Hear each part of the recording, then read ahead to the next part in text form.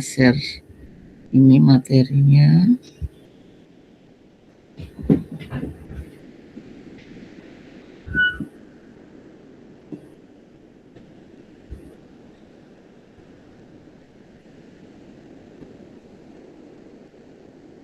Ya.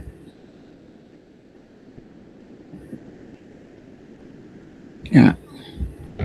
Baik, kita akan membahas tentang potensi dan kompetensi. Nggak kelihatan. Kelihatan nggak ya? Sebentar. Kok nggak ini?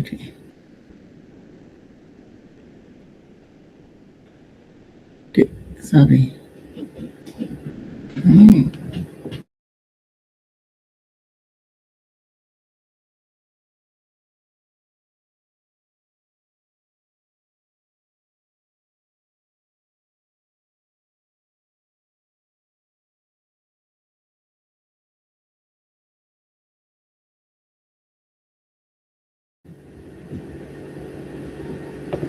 Ya, oke. Jadi potensi potensi itu adalah istilah. Potensi komisi itu adalah suatu yang mungkin ini akan menjadi hal yang penting di dalam proses asesmen psikologi, khususnya di dunia industri ya, atau yang di setting kerja ya. Nah, kemarin juga menjadi sesuatu yang pertanyaan teman-teman yang ada yang jadi bimbingan saya di tempat kerja ya. Nanti akan saya ceritakan apa kasusnya ya. Istilah ini sering digunakan untuk melihat kemampuan seseorang dalam belajar dan mengerjakan tugas yang diberikan padanya ya. Jadi pemahaman potensi dan kompetensi ini penting dimiliki ya, agar kita tidak keliru dalam menilai seseorang dan memposisikan mereka di pekerjaan yang tepat dengan kemampuan mereka. Jadi yang dimaksud dengan potensi, ya, potensi itu adalah kemampuan dasar yang terpendam, yang dapat dirasakan hasilnya setelah kemampuan itu dikembangkan. Nah, potensi ini kemampuan dasar yang dimiliki oleh setiap orang yang sangat mungkin dikembangkan. Ya. Nah, potensi itu adalah ya sesuatu yang dimiliki seseorang, ya, tetapi itu masih tersembunyi. Nah, potensi berbicara tentang kecenderungan tidak terlihat dan bisa digali dari review serta dari tes psikologi. Jadi untuk menggali potensi itu adalah dengan melalui tes psikologi. Bisa juga melalui wawancara, ya. Terus juga bisa melalui observasi, ya, yang muncul dalam perilakunya, ya, yang terlihat dalam perilakunya. Nah, karena itu ketika berbicara pada tes psikologi itu baru potensi. Ya, jadi kalau di kognitif pun nanti itu potensi kecenderungan, jadi IQ-nya itu adalah misalnya disampaikan hasil tes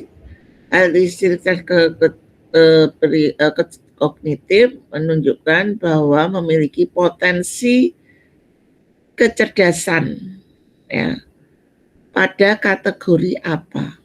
Nah, potensi ini bisa optimal atau tidak optimal. Ya.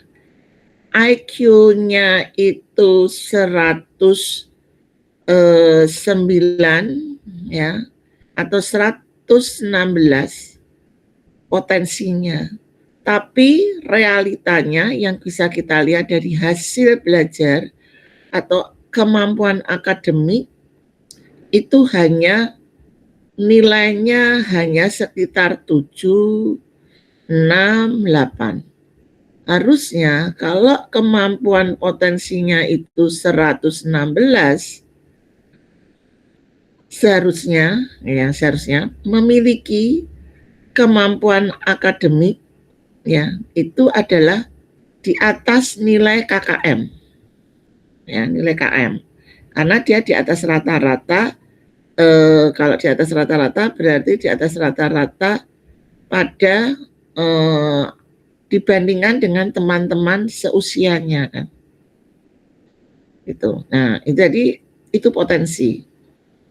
Atau bisa saja dia kemampuannya potensi kognitifnya hanya rata-rata 105 ya, 104, tapi nilai akademiknya, kemampuan nilai prestasi akademiknya bisa bagus. Nah, jadi itu tadi ya. Jadi ada situasi yang mungkin membuat dia potensinya itu tidak maksimal karena misalnya adalah dimotivasinya, malas belajar ya. Memang dia cepat memahami gitu ya. Tapi itu kan juga tetap harus diukur, diasah dengan dia belajar ya. Jadi tidak common sense ya. Itu seringkali terjadi ya pada mahasiswa bagus gitu, aktif, pertanyaannya logis, bagus, tapi ketika ujian nilainya tidak seperti yang diharapkan. Karena ya mereka tidak belajar ya itu. Tapi mungkin ada yang nilainya mungkin IQ-nya tadi rata-rata, tapi dia potensi yang optimal karena orangnya tekun, mau belajar ya, rajin belajar dan sebagainya. Nah, sehingga dia bisa optimal. Maka kita bisa katakan IQ-nya potensinya sekian, tapi belum optimal. Belum optimal sesuai dengan potensi yang dimiliki, atau tiba rata-rata tapi potensinya sudah optimal ya gitu. Ya karena banyak faktor ya yang pengaruhi, karena tadi kan baru potensi ya cenderungan tadi. Nah, itu ya digali tadi. Nah, metode yang digunakan untuk mengukur potensi adalah dengan menggunakan tes psikologi untuk membantu tim HR memahami aspek-aspek potensi pada individu. Seperti tes kognitif ya, jadi merujuk pada kemampuan otak seseorang untuk memproses informasi, memecahkan masalah, dan belajar yang mencakup berbagai aspek seperti kemampuan verbal, abstraksi, numerik, dan sebagainya. Kognitif ini ada, kita harus ingat dan harus masuk di dalam pemikiran kita, dan itu sama seperti Anda gosok gigi ya, untuk nanti Anda jadi psikolog. Otomatis ya, tidak harus berpikir. Kognitif itu ada G faktor dan ada S faktor. Nanti dari aplikasinya kemarin juga kita akan melihat kembali lagi pada saat di pelaporan saya akan lebih jelaskan lagi ya. Di penulisan adalah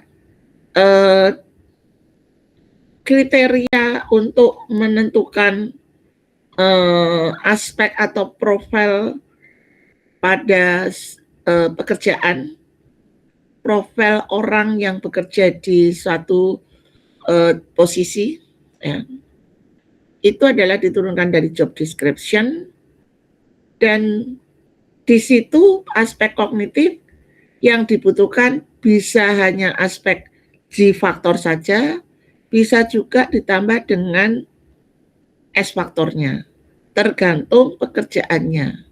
Kalau misalnya pekerjaannya operator, ya, operator yang di pabrik, dia hanya menjalankan mesin, ya, yang dikerjakan dijalankan, nanti diambil, diluruskan sesuai Nah, itu kan otomatis ya, itu dia kan hanya sekedar memahami, ya kan, bagaimana menjalankan pekerjaannya itu, ya sebatas itu.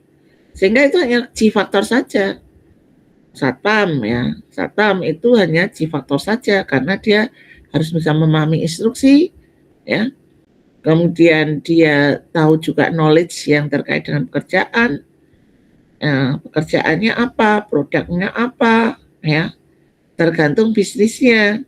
Kalau bank ya harus tahu produknya apa saja, ada tabungan dan macam-macam itu knowledge dasar yang gitu. Nah cukup G faktor saja. Tapi kalau untuk pekerjaan-pekerjaan yang memang lebih dalam, ya tidak ada G faktor, tapi juga ada S faktor. Nah, kemarin pertanyaannya adalah, Bu, kemampuan kognitif itu kan sudah mencakup analisa, verbal, dan sebagainya. Iya, tapi dalam aplikasi di dalam pekerjaan, ada yang hanya sekedar butuh G faktor, dan juga ada yang butuhnya S faktor. Sudah dapat IST belum? Sudah Ibu dapat IST. Nah, itu kan ada G faktor dan S faktor. Sehingga ketika Anda nanti di lapangan kaitannya memilih alat tes, Anda harus paham itu. Karena kompetensi asesmen yang nanti akan diuji HIMSI adalah bukan sekedar Anda laporan saja, tapi kenapa Anda memilih alat tes itu? Kenapa Anda menggunakan EST? Kenapa menggunakan CFIT dan seterusnya, ya. Nah, itu ya, ini yang perlu menjadi dasar, itu adalah kognitif.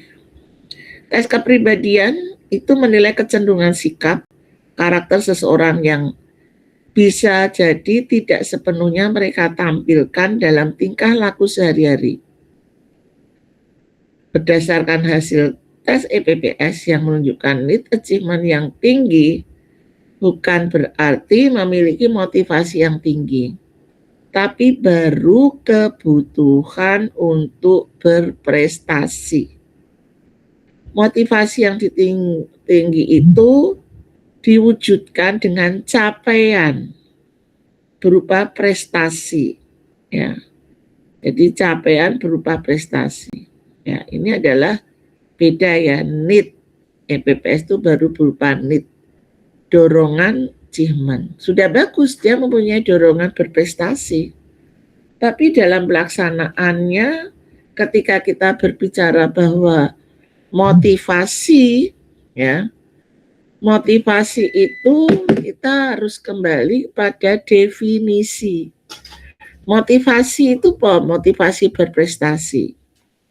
Ya, motivasi berprestasi itu adalah dorongan untuk mencapai prestasi yang tinggi, ditunjukkan dengan perilaku yang dia pengen menunjukkan hasil yang baik, kualitas yang baik, ya.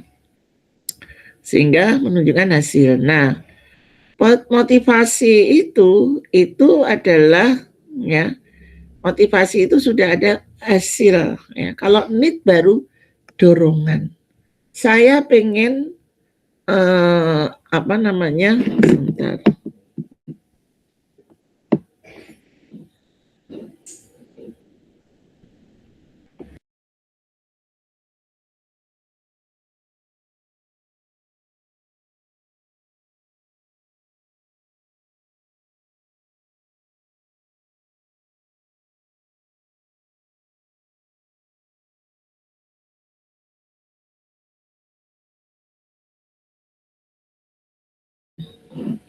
Nah,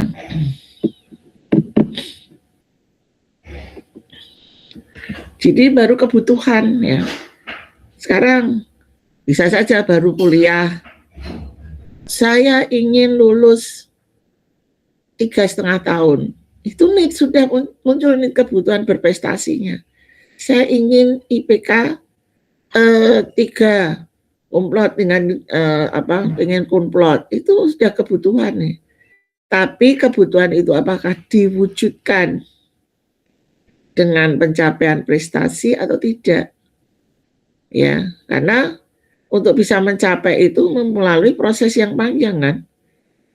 Nah, dia need-nya achievement yang tinggi, tetapi kuliahnya hanya ya sering nggak masuk, sudah terpengaruh teman-temannya di kelas, main HP, nggak fokus, nggak memahami, akhirnya IPK-nya tidak seperti yang diharapkan. Ketika IPK tidak seperti yang diharapkan, mempengaruhi juga pencapaian kelulusannya karena jumlah SKS-nya menjadi tidak banyak yang diambil dan seterusnya dan seterusnya. Jadi itu baru dorongan NEET ya. Dan kita harus mempelajari, memahami filosofi setiap alat tes. EPPS itu mengukur apa, gitu ya. Dan itulah yang akan menentukan kenapa Anda memilih EPPS, kenapa Anda memilih papikostik dan seterusnya.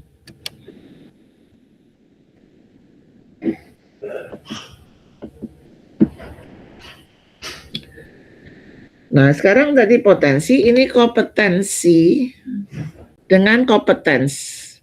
Kompetensi itu menunjukkan dimensi perilaku seseorang di balik keberhasilan orang dalam belajar, dalam bekerja. Kompetensi itu berkaitan dengan konsep yang menunjukkan pada bidang pekerjaan untuk orang-orang yang kompeten. Jadi dia itu kompeten untuk bidang itu, gitu kan. Kompeten untuk bidang itu. Jadi keahlian ya, bisa dikatakan keahlian ya. Keahlian orang ya kayak siapa? Siapa sih yang orang Jepang yang itu siapa sih? Pintar matematika itu siapa? Jerome. Nah, Jerome itu terkenal dia mempunyai kompetens, kemampuan yang bagus dalam bidang matematika. Ya, jadi satu bidang dia kompeten. Ya. Kompetensi. Nah, ketika Anda belajar S1 psikologi itu Anda masih general psikolog. Nah, sekarang juga masih mendalami lebih spesifik, lebih mendalam kemampuan Anda, tapi masih juga general. Ya, kalau menurut saya ya sebetulnya dengan general ini Anda lebih bisa nanti akan merasakan saya itu sebetulnya ada di mana sih. Kalau kemarin S1 saya pengen klinis, saya pengen ini, tapi nanti di general psikologi Anda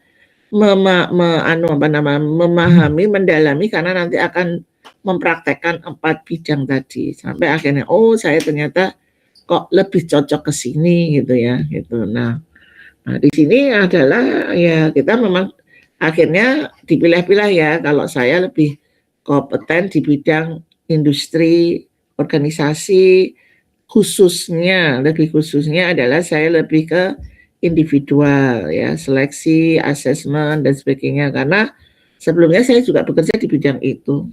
Kemudian selama ini saya juga mengajar dan praktek keseharian dalam pekerjaan ya sebagai psikolog saya banyak terlibat untuk berkaitan dengan bidang individu sehingga kalau di LPT itu yang Bu Alfi itu kalau sudah ada permintaan dari perusahaan karena Bu Alfi ini adalah orang pengalamannya klinis khususnya perkembangan gitu ya selalu ke saya menanyakan jadi sayalah yang akan membantu untuk menyusun profilnya posisi-posisi yang mau dilakukan proses rekrutmen. Nah di situ itu dikatakan memang kompetensi saya di bidang itu tapi kalau organisasi karena memang saya dulu waktu di bekerja juga saya lebih ke spesialisasi saya ya di bidang asesmen itu. Nah, kalau organisasi itu Bu Devi, Bu Arin ya karena waktu itu mengambil profesi. Nah, kalau saya lebih ke spesialisnya di individual. Nah, itu yang disebut dengan kompetensi. Nah, definisi kompetensi itu adalah karakteristik dasar seseorang yang memperlihatkan cara seseorang berperilaku, berpikir, dan bersikap dalam menghadapi situasi selama periode waktu tertentu, yaitu ini menurut Spencer tahun 1903. Memang buku ahlinya yang bidang kompetensi itu ya Spencer ini. Karakteristik pengetahuan, keterampilan, pola pikir, dan sejenisnya ketika digunakan baik secara tunggal ataupun dalam berbagai kombinasi menghasilkan kinerja yang sukses. Du Bois. Jadi di situ ada kemampuan knowledge ya, kemudian knowledge itu, terus ada skill, pola pikir jenisnya, kemudian ini ketika dikombinasikan akan menghasilkan kinerja. Nah, di sini Anda mengasah, ini adalah kita lagi belajar tentang knowledge-nya, keterampilan nanti ketika udah Anda melakukan assessment, kemudian Anda mulai dari melakukan administrasi, kemudian scoring sampai interpretasi, ya, sampai bisa membuat kesimpulan, itu sudah pada keterampilan, ya. Oke. Mengapa kompetensi? Jika seseorang mengetahui apa yang menjadi faktor keberhasilan, maka mereka berusaha mengembangkan faktor tersebut, ya. Kompetensi menawarkan dasar untuk menentukan faktor pribadi yang lebih spesifik dan objektif, ya.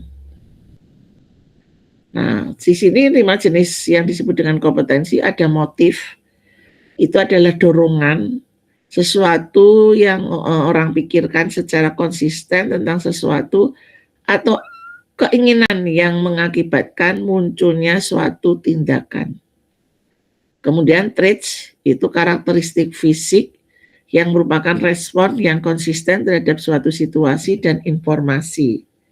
Konsep diri, perilaku nilai ataupun gambaran diri seseorang, pengetahuan, knowledge, ya, dan informasi yang dimiliki, dan keterampilan itu adalah kemampuan seseorang dalam melakukan pekerjaan secara fisik maupun secara mental, ya, secara kognitif, ya, keterampilan. Motif itu adalah kebutuhan dasar, ya, mendorong, mengarahkan dalam menyeleksikan perilaku. Misalnya motif berprestasi. Jadi individu yang memiliki motivasi berprestasi tinggi akan menetapkan tujuan yang menantang, ya, untuk diri sendiri secara konsisten dan akan bertanggung jawab untuk mencapai tujuan tersebut, ya. Ini kelihatan kok. Orang yang mempunyai motivasi berprestasi itu adalah, ya, punya jangkauan, punya target, ya. Terus kemudian ada proses ingin belajar, ingin menguasai sesuatu, ya. Ini adalah mempunyai motivasi berprestasi. Sifat tadi trait, ya, kecenderungan umum untuk berperilaku atau merespon dengan cara tertentu. Contoh adalah kontrol diri, ya.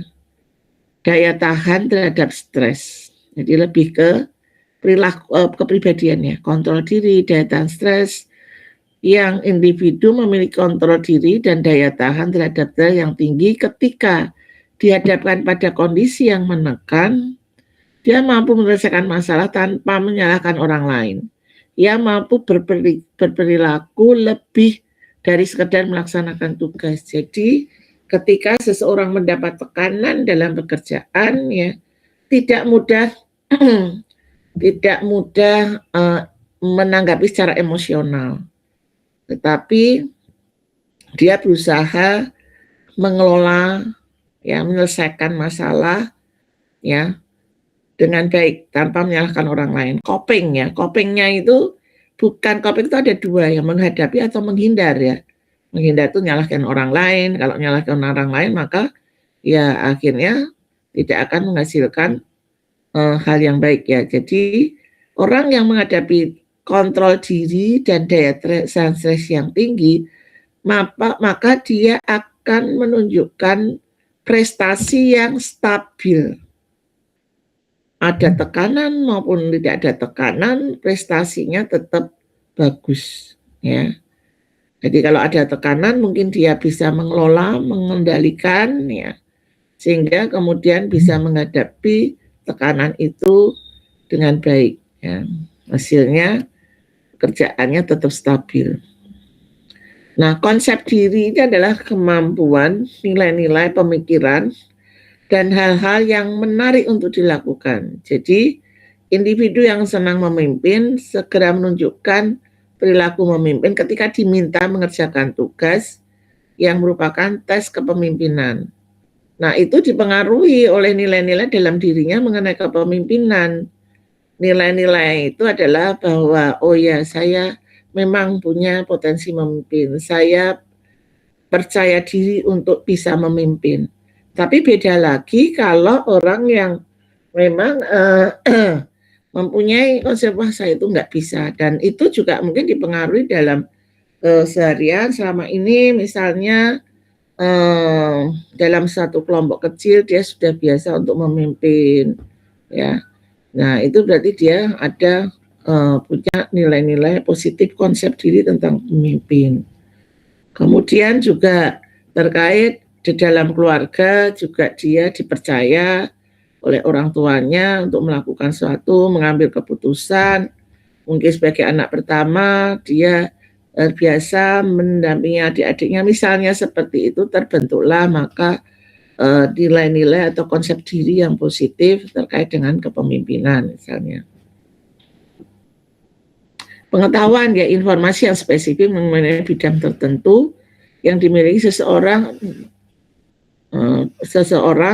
individu.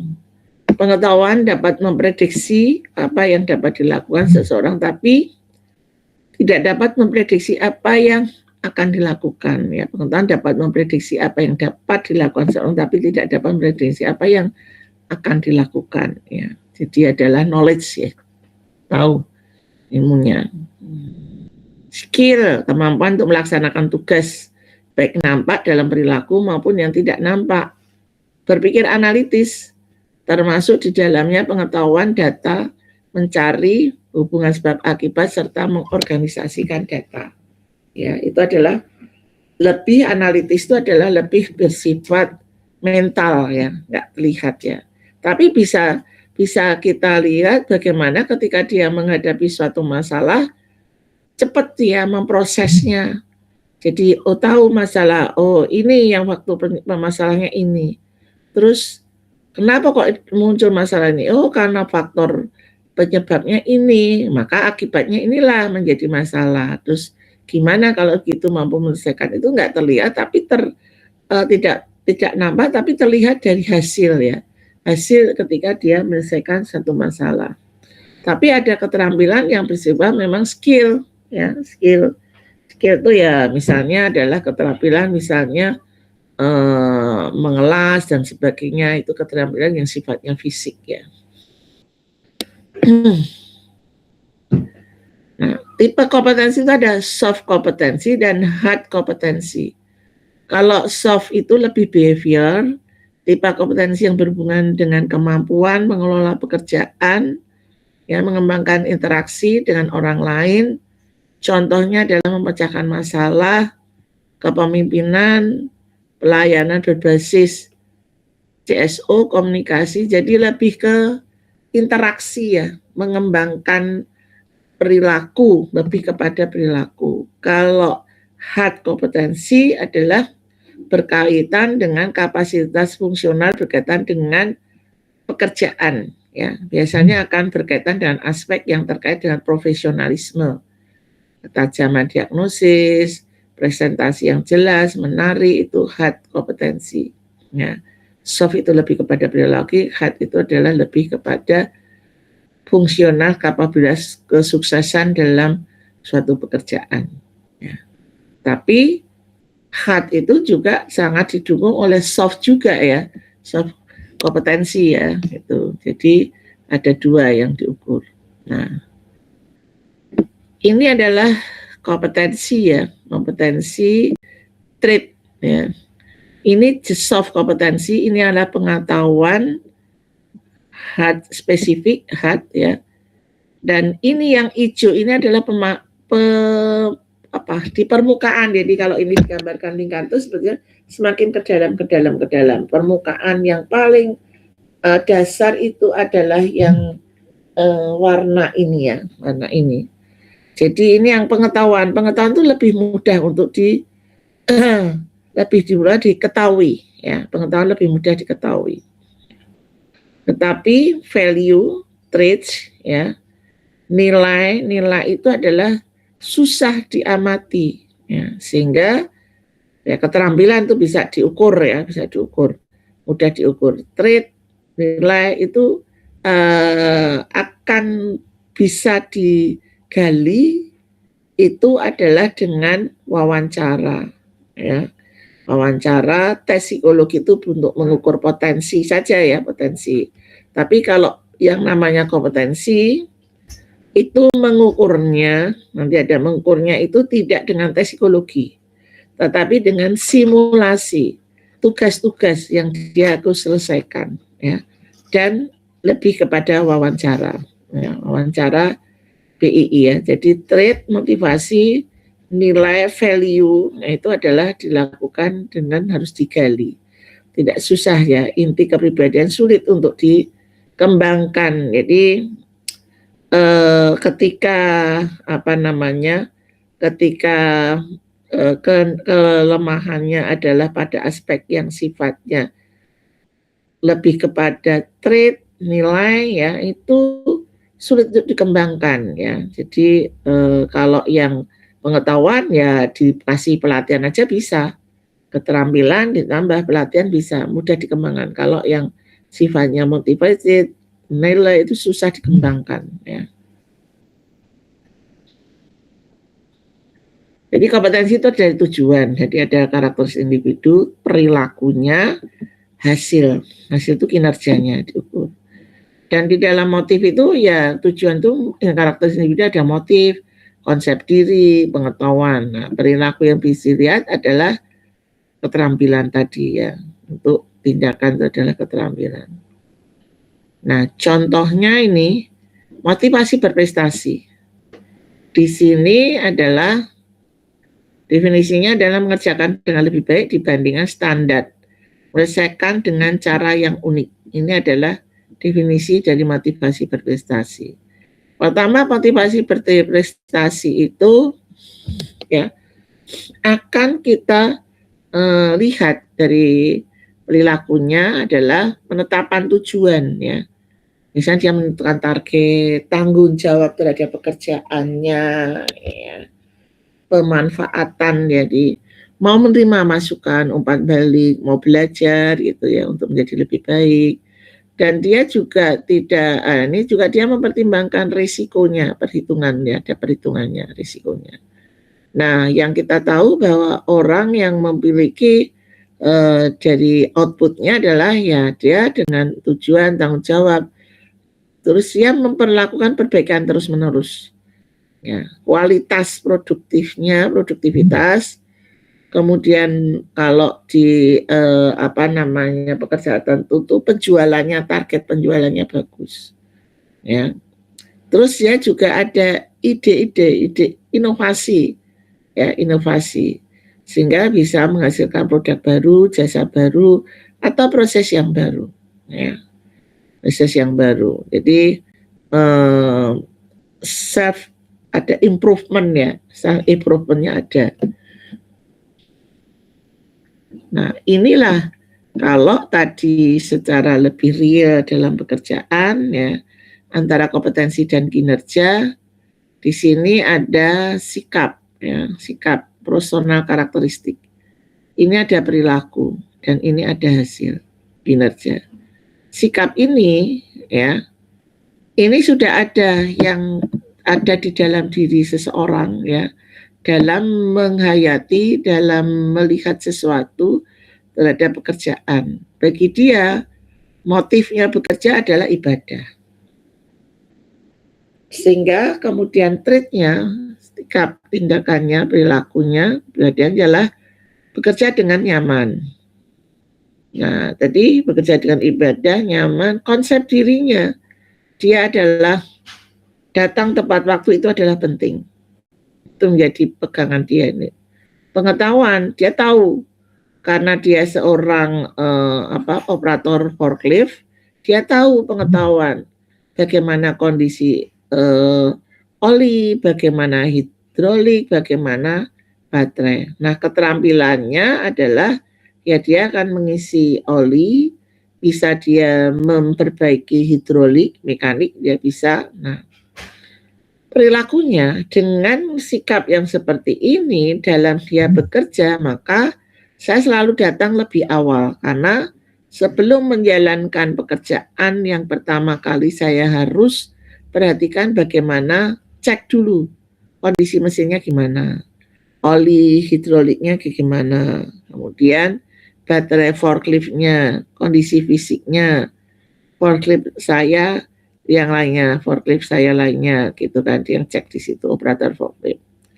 Dengan cara kerja seperti itu, ya, maka hasilnya adalah forkliftnya itu selalu dalam kondisi yang terawat untuk dioperasikan, sehingga setiap loading finish ya itu selalu dapat optimal ya. Jadi menyelesaikan ya loading finishnya terakhir, mengangkat terakhir itu bisa selesaikan sesuai target kan.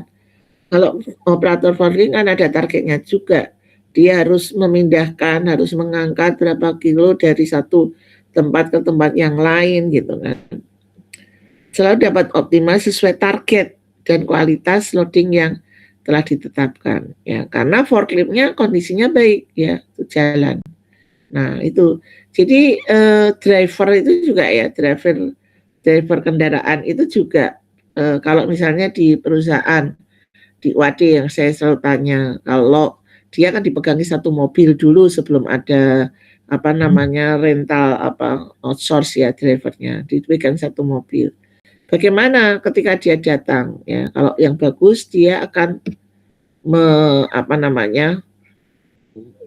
mencuci dulu mobilnya, ngecek mesinnya ya kan, karena itu keamanan kan, keamanan sebelum dia berangkat, keamanan untuk dirinya sendiri dan keamanan untuk penumpangnya. Nah itu jadi akan kelihatan. Nah sehingga dengan cara itu dicek kemudian mesin dan sebagainya, mobil yang dia pegang itu selalu dalam kondisi yang baik ya, mesinnya terjaga, kapan dia harus servis, dia punya jadwal dan sebagainya. Nah sehingga hasilnya bagus. Nah itu yang akan dilihat dari kinerja, penilaian kinerja oleh atasan ya, sehingga menunjukkan kinerja yang baik.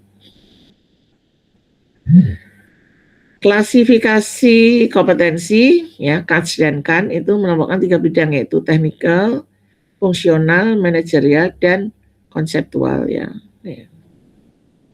Fungsional adalah pengetahuan, sikap, keterampilan, teknologi, keahlian. Manajerial itu pengetahuan, sikap yang diperlukan untuk pengetahuan itu adalah bagaimana dia mengelola bawahan ya, kemampuan dia mengambil keputusan ya, membuat perencanaan. Nah, kalau konseptual adalah kemampuan memvisualisasi yang tidak terlihat, berpikir pada tingkat abstrak dan menggunakan pemikiran untuk merencanakan bisnis masa depan. Ya, ini harus konseptual, itu harus dimiliki seorang leader ya. Jadi konseptual itu menghasilkan apa? Bisa menghasilkan kebijakan ya. Dia bisa membuat ide-ide bisnis ya. Merencanakan bisnis masa depan ya. Jadi planningnya kira-kira 5 tahun ke depan seperti apa, kenapa dia memplanning itu, sepertikah kemungkinan atau peluang-peluang bisnis itu seperti apa ya, efeknya bagaimana dan seterusnya ya, itu adalah konseptual. Visi ya, visinya, visi dia sebagai leader itu dia punya visi apa ya. Nah ini kompetensi Spencer. Kelompok kompetensi Spencer ini ada kelompok achievement, action. Ya, kompetensi adalah tindakan untuk menyelesaikan tugas. Kelompok human, helping human service, menyangkut keinginan untuk memenuhi kebutuhan orang lain. Impact dan influence, ya, kemampuan seseorang dalam mempengaruhi seorang. Kelompok manajerial, ada kognitif, ada kompetensi Spencer. Ada ini kompetensi Spencer lengkap ada ya. Oke, nanti tapi memang kalau di untuk general psikolog ini memang belum, kompetensi ini bukan sesuatu yang wajib, tetapi di perusahaan dimungkinkan ada menggunakan kompetensi ya. Tapi saya kira kalau di Jogja ini sebenarnya masih pada potensi, karena Anda lebih banyak menggunakan untuk di seleksi gitu loh. Potensi itu baru bisa dilakukan kalau misalnya ini adalah untuk potensial review ya, potensial review.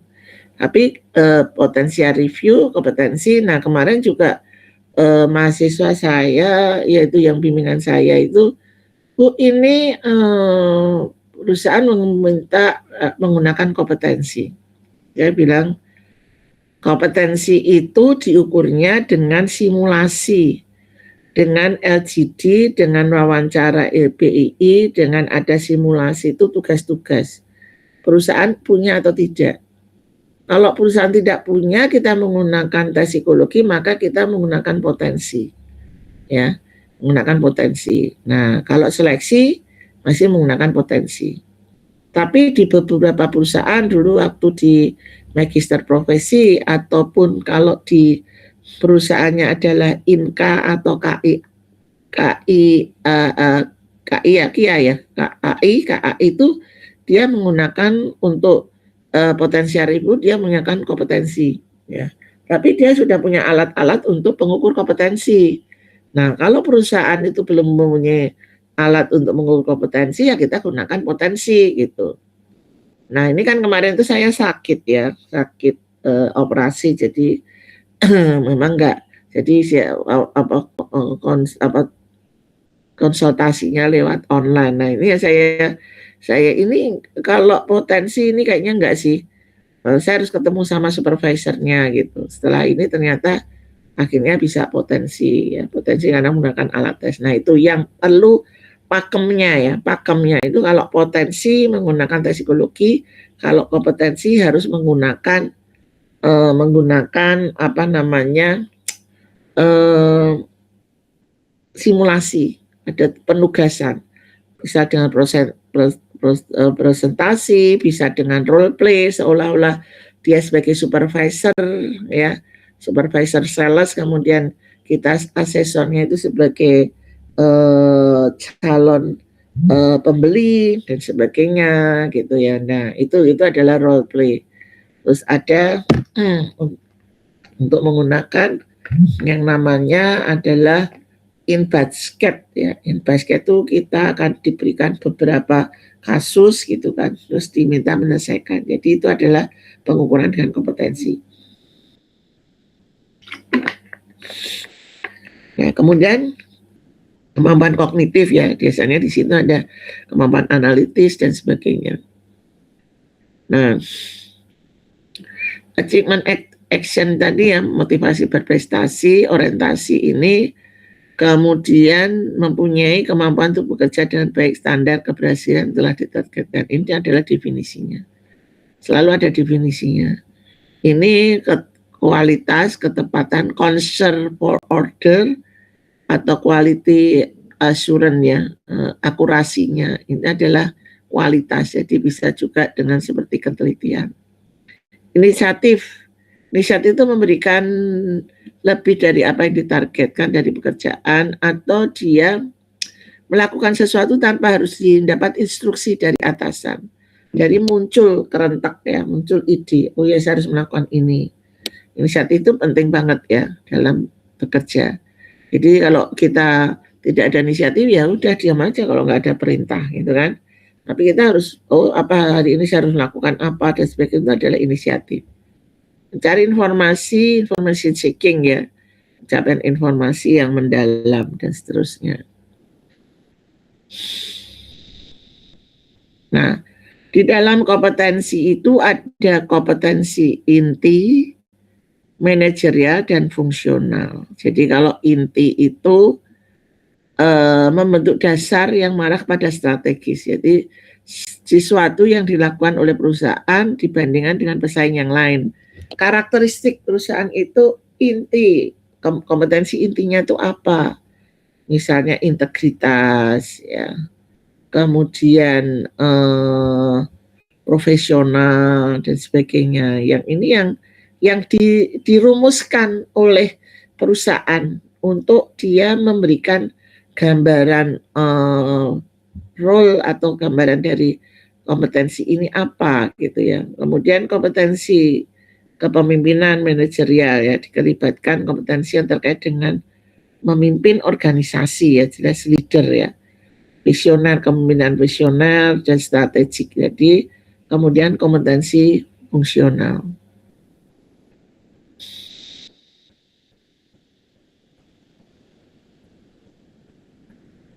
Nah, sumber kompetensi itu adalah dari visi, misi, rencana organisasi, kemudian interview organisasi, wawancara, dan group discussion ya. Sumber kompetensi ada di sini adalah observasi proses bisnis, dokumen penting dan struktur. Nah, ini contoh nih. Pada waktu itu saya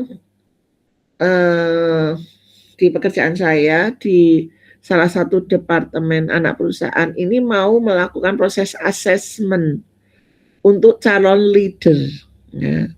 Berarti kita harus menentukan main spec-nya, main spesifikasi orangnya seperti apa. Maka yang perlu kita lakukan adalah tadi kita lihat dulu visi misi dan tujuan bisnisnya apa.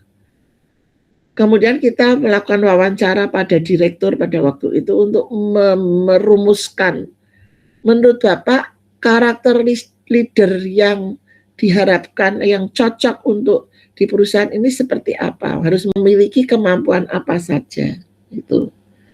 Nah ini ya, kemudian bisa juga kita akan melihat orang yang sukses, leader yang sukses, kita wawancara. Ya, leader yang sukses wawancara apa yang kenapa kok dia berhasil itu, apa yang menjadi hal yang menonjol dalam dirinya, atau mungkin yang dikatakan yang kurang ya, itu yang kita wawancara. Kemudian kita juga mengobservasi lapangannya dan kita harus tahu analisis proses bisnis dan tahu tugas dan fungsi jabatan dan seterusnya ya, struktur organisasinya seperti apa. Nah, di dalam penggunaan kompetensi itu dipakai untuk rekrutmen dan seleksi, pembelajaran dan pengembangan, manajemen kerja dan reward ya. Reward. Di sini rekrutmen seleksi bisa kompetensi. Kemudian untuk menentukan trainingnya. Training kita akan untuk pekerjaan ini dibutuhkan kompetensi apa dan itu dikembangkan nanti untuk membuat modulnya ya. Dan manajemen kinerja tentunya adalah kompetensi apa yang sebenarnya diukur. Biasanya ada yang namanya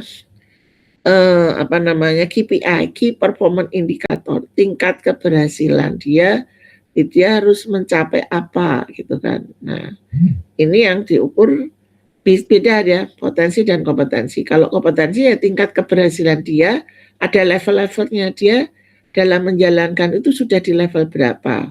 Nah, dan ini akan mempengaruhi pada reward system atau penggajian, kenaikan gaji ataupun juga dengan bonusnya. Nah. Sampai di sini ada pertanyaan?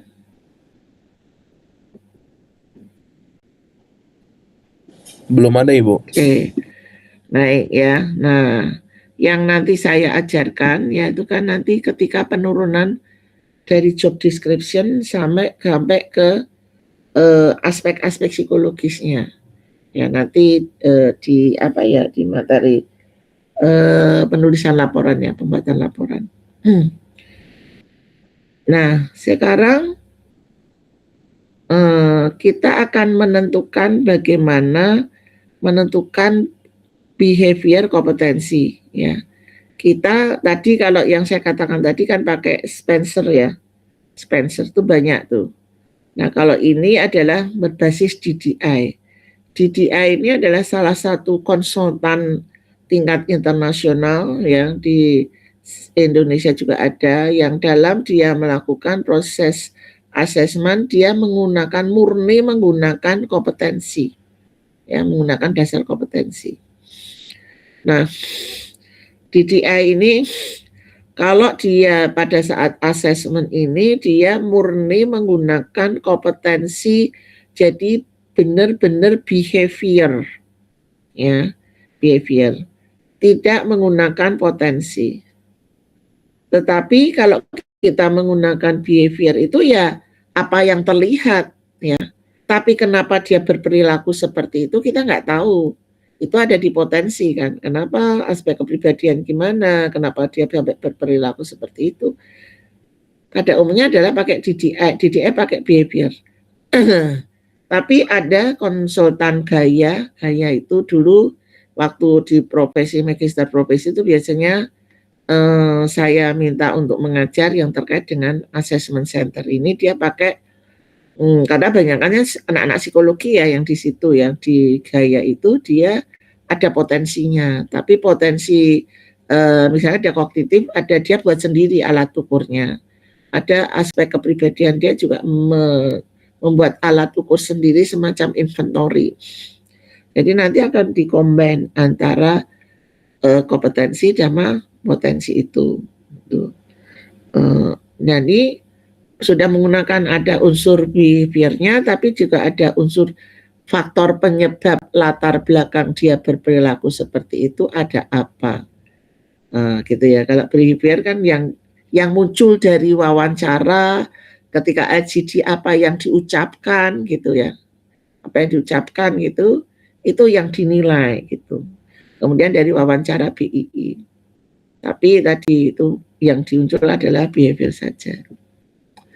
Nah, di sini ya, ini saya hanya memberikan gambaran atau mungkin ini bisa menjadi pegangan ya, ketika Anda penurunan dari job desk pekerjaan sampai dalam pembuatan kompetensi. Ya. Karena kompetensi ini nanti menjadi penting ketika Anda belajar tentang wawancara BII. Ya. Kalau potensi nanti Anda akan belajar dalam membuat HPP, menentukan alat tes. Kalau ini nanti potensi ini adalah menjadi penting ketika Anda belajar tentang wawancara BII. Ada wawancara BII itu intinya adalah dari kompetensi. Jadi salah satu faktor yang mempengaruhi kinerja karyawan dalam menyelesaikan pekerjaan adalah kompetensi ini ya, yang mempengaruhi kinerja seseorang. Jadi ada kinerja, di sini ada pengalaman, apa yang dikerjakan, yang pernah dikerjakan. Ini adalah kompetensi perilaku atau kecakapan yang ini apa yang seseorang kuasai, ya kecakapan, yaitu kemudian apa yang diketahui itu adalah pengetahuan itu ada yang ketahui. Kepribadian adalah bagaimana karakter seseorang, ya tadi soft kompetensi tadi.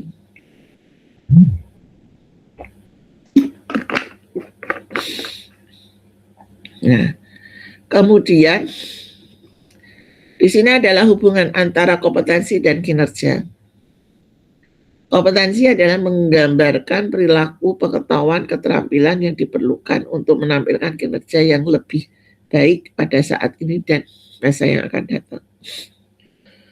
Dengan kata lain, kompetensi adalah hal-hal yang efektif yang dilakukan seseorang yang memiliki kinerja yang baik dengan frekuensi yang lebih sering dalam banyak situasi dan dengan hasil yang lebih baik. Tindakan utama atau perilaku yang dapat diamati adalah komponen dari kompetensi perilaku yang bila ditampilkan secara efektif akan menjadikan kompetensi perilaku tersebut menjadi efektif pula.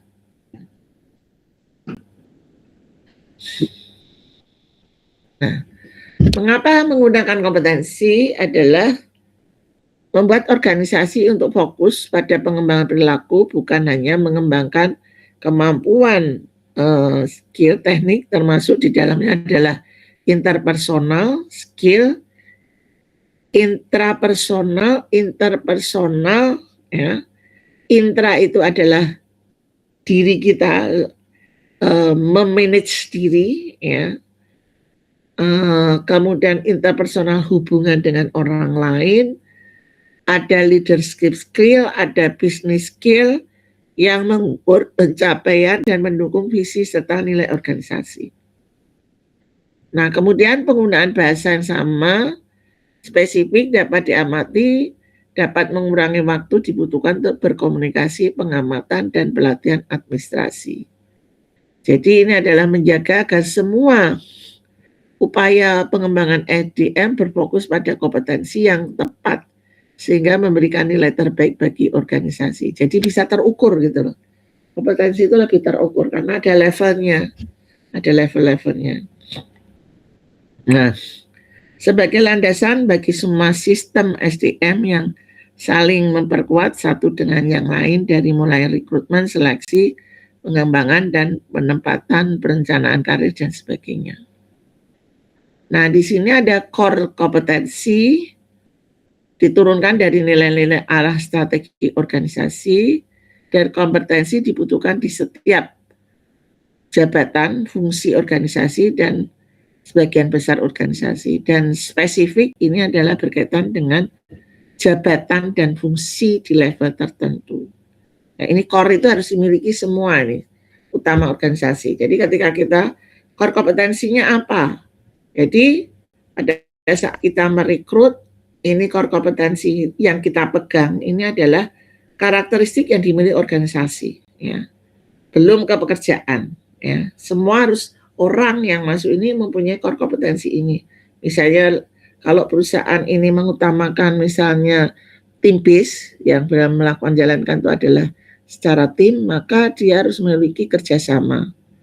Di sini dia ada perusahaan yang mengutamakan terkait dengan integritas, maka integritas itu juga menjadi yang penting.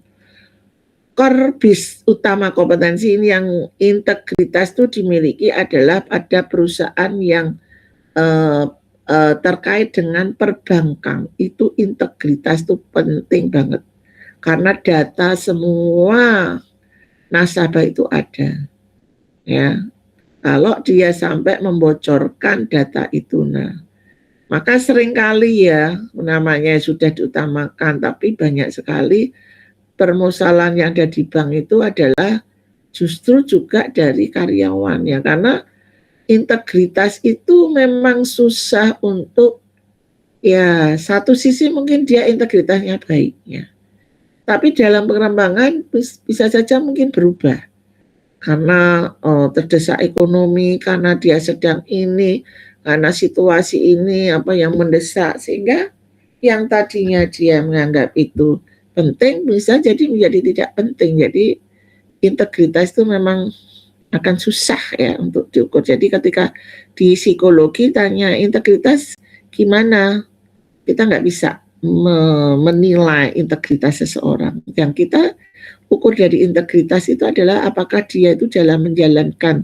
pekerjaan itu benar-benar sesuai dengan standar yang berlaku di perusahaan. Ya. Nah, jadi ada SOP-nya atau SOP untuk hal-hal tertentu, ya itu dijalankan atau tidak gitu. Jadi kita akan susah menentukan integritas.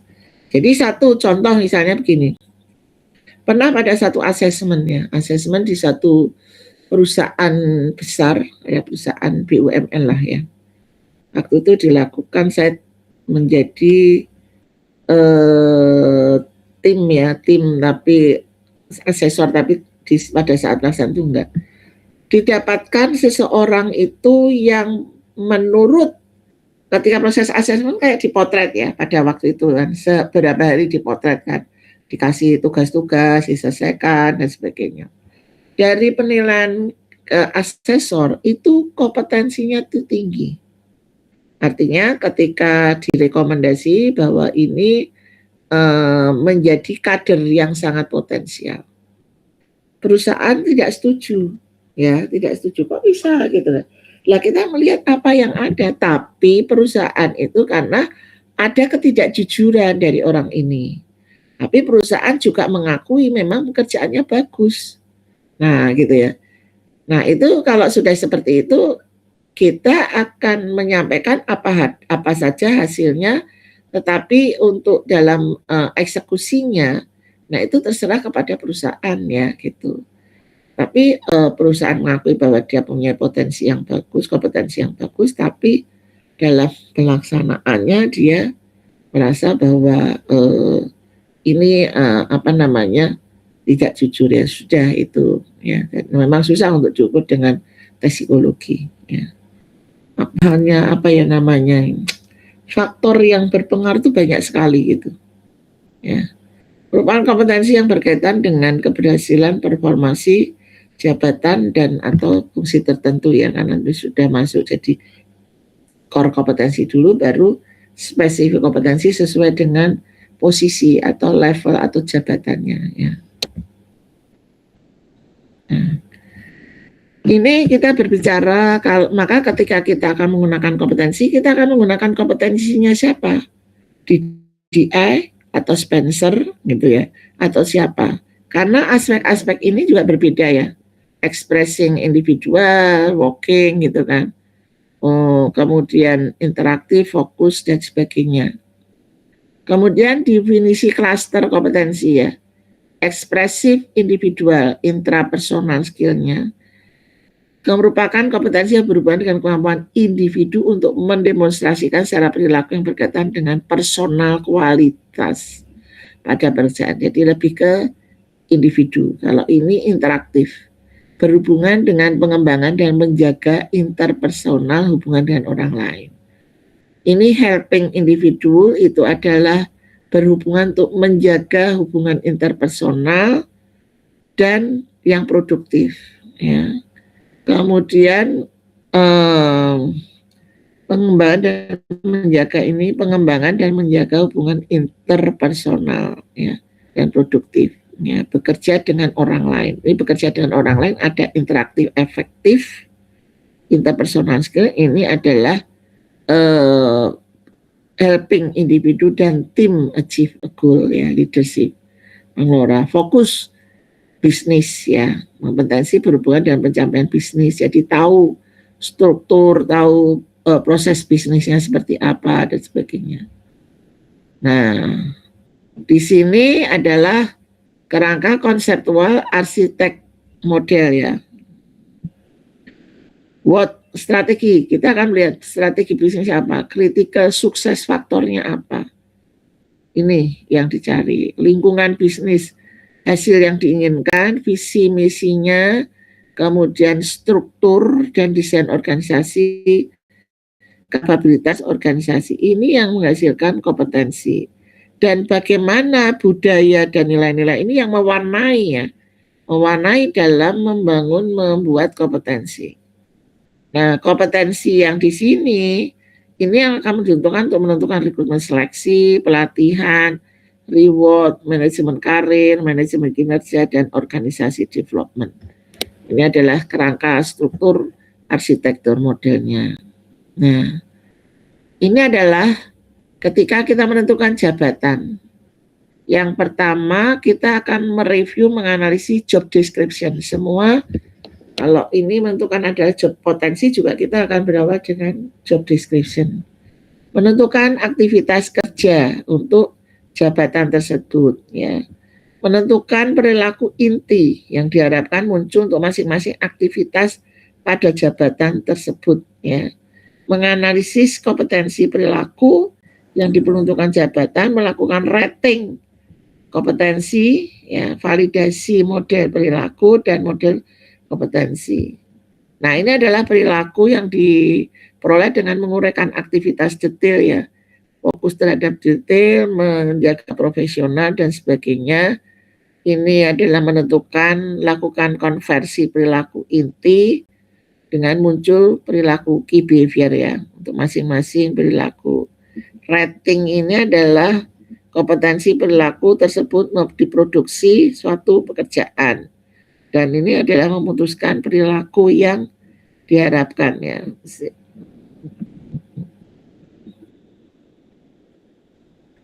Nah, nama jabatannya, koordinator, tanggung jawab monitor dan mengawasi kegiatan yang melibatkan pelanggaran secara langsung, tidak langsung, menjembatani tadi ya, antara pelanggan, menjaga kualitas. Ini contoh dari core customer core koordinator tuh setiap perusahaan mungkin bisa nama jabatannya sama tapi mungkin pekerjaan dan fungsinya beda. Jadi nanti ketika Anda di perusahaan misalnya untuk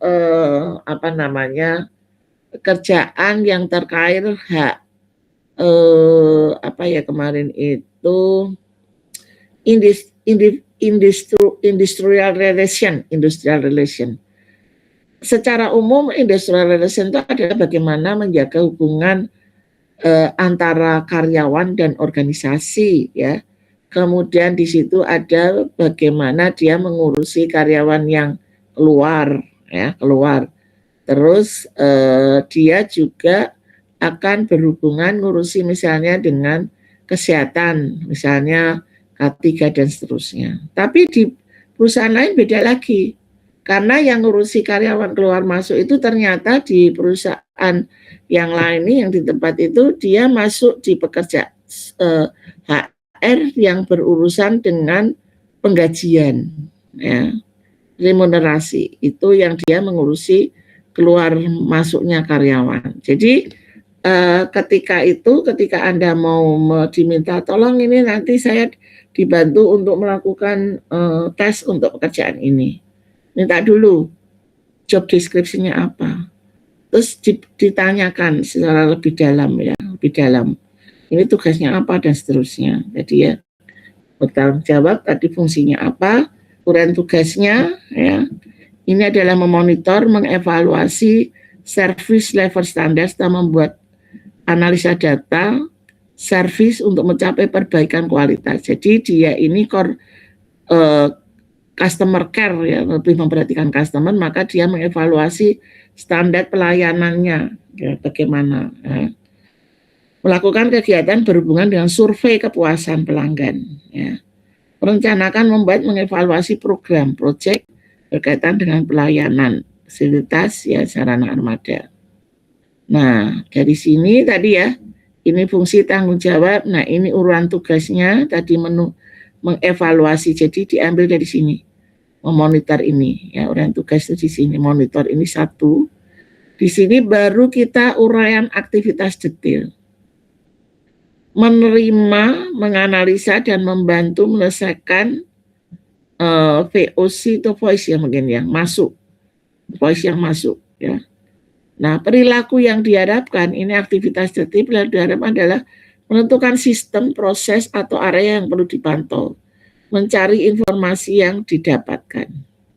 Kemudian memonitor penyelesaian VOC berarti memeriksa data, menetapkan sistem, ya, dan tidak mengganggu operasional, menggali, memastikan semua kebutuhan customer dan seterusnya. Nah, di sini tadi koordinator ini kan nggak mungkin di sini ya. Di sini ada lagi. Nah, inilah yang nanti akan menentukan kompetensi apa yang dibutuhkan. Nah, di sini maka perilaku yang muncul. Nah, ini core kompetensi yang perlu ada. Perilaku yang diharapkan menentukan sistem, proses atau area yang perlu dipantau, mencari informasi. Dibutuhkan apa? Mencari informasi, sistem, proses berarti informasi monitoring. Nah, ini yang ada di kompetensi ada di DI, ya. Memeriksa data, menerapkan sistem monitoring, maka informasi monitoring dan analisis. Memeriksa data, menerapkan sistem berarti ada faktor analisis. Ya. Mencari informasi, memahami situasi, harapan, customer fokus, ada komunikasi, decision making, dan positif hubungan, ya, gitu.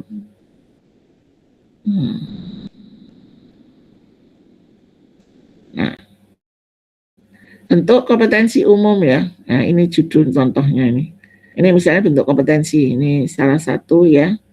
Ini judul kompetensi, ya, inisiatif. Definisi dulu, ya, definisi dulu.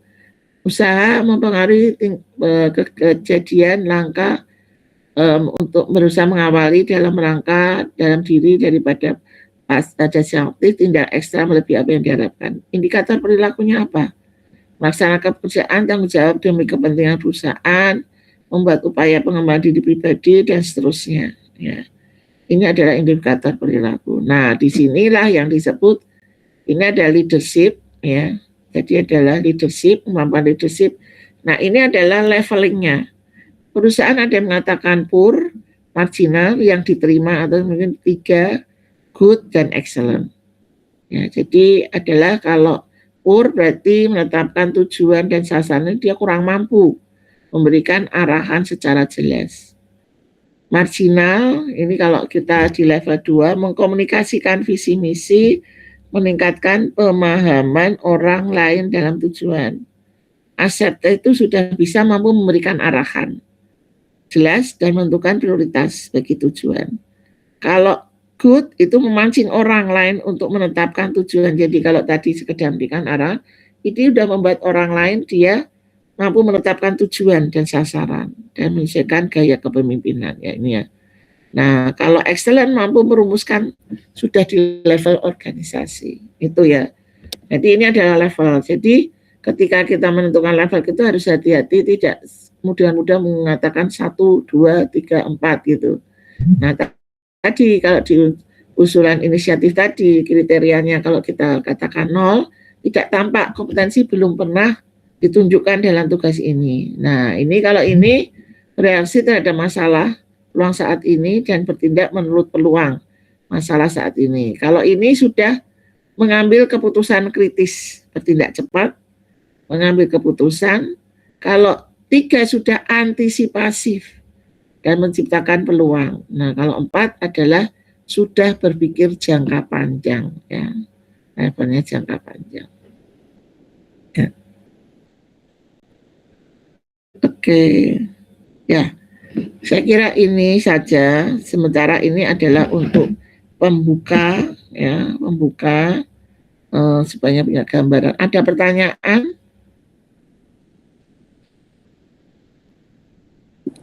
Saya izin bertanya sih, Bu. Ya, oke. Tadi kan ada kompetensi yang berdasarkan DDI sama Spencer, Bu ya. Nah, kira-kira itu kapan sih kita menggunakan salah satu, kayak situasinya harus seperti apa gitu loh, Bu?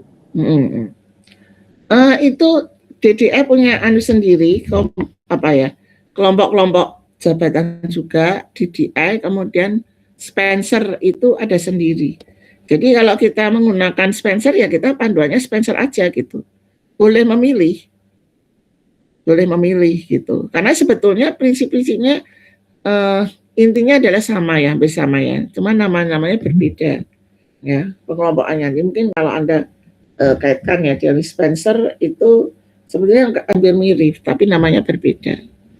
Tapi kayaknya kalau DDI ini kayaknya belum ada di luar ya, maksudnya belum mungkin secara khusus kalau kita belajar tentang asesmen yang modelnya DDI dengan DDI mungkin baru kita akan dapatkan kompetensi dari DDI. Yang ada umum itu adalah yang Spencer. Terus satu lagi apa gitu Mas.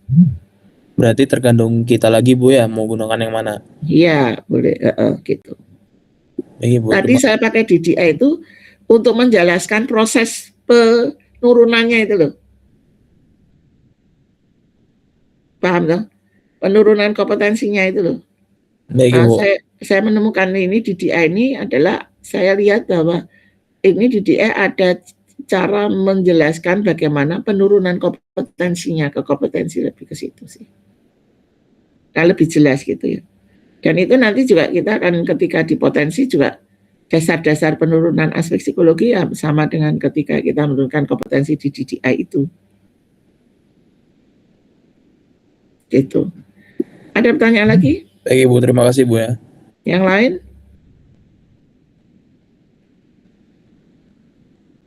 Oke.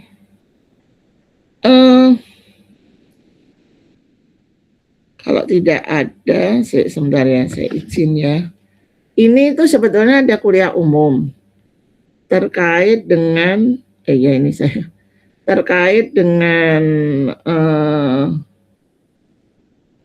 terkait dengan HRM, Human Resource Management, jam 9. Saya izin ya di kelas MSDM. Ini kan nggak banyak. Kalau Anda, saya kira ikut ini penting ya untuk menambah wawasan tentang HRM. Yang nanti sehingga ketika Anda di LPPU kerja, mungkin Anda sudah punya gambaran ya, MSDM itu seperti ini. Karena di magister profesi itu tidak dijelaskan secara lebih dalam terkait dengan HRM ya. Itu. Jadi lebih kepada langsung ke pelaksanaan gitu. Tuh. Kalau mau monggo saya tak izin untuk memberikan linknya kepada kelas ya, sebentar. Jam 9 sampai jam 11.